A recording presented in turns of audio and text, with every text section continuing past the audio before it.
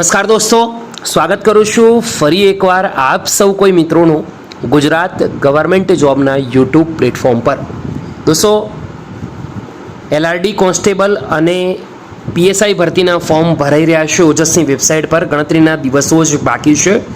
Already April મહિનાની અંદર તો ફોર્મ ભરાઈ ગયા હતા। હવે જે પણ ઉમેદવારો કોઈ કારણસર રહી ગયા હતા, જેની શૈક્ષણિક લાયકાત અથવા તો એજ હવે લાયક છે એવા ઉમેદવારો માટે ફરીથી ઓપન કરવામાં આવ્યું છે પોર્ટલ। તો આશા રાખીશ દરેક મિત્રોએ આ લાભ લઈ લીધો હશે।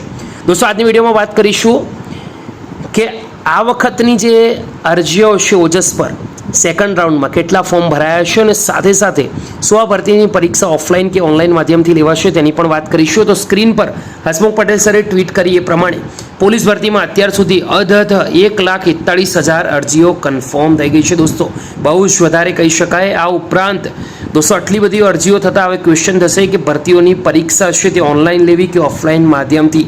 એ પણ એક મોટો ચેલેન્જ, એ પણ એક મોટો ક્વેશ્ચન છે, જો કે હજી સુધી કોઈ સત્તાવાર જાહેરાત થઈ નથી કે ભરતી ઓનલાઈન લેવાશે કે ઓફલાઈન, પણ આપણે આશા રાખીએ કે ઓફલાઈન માધ્યમથી જ પરીક્ષા લેવાય।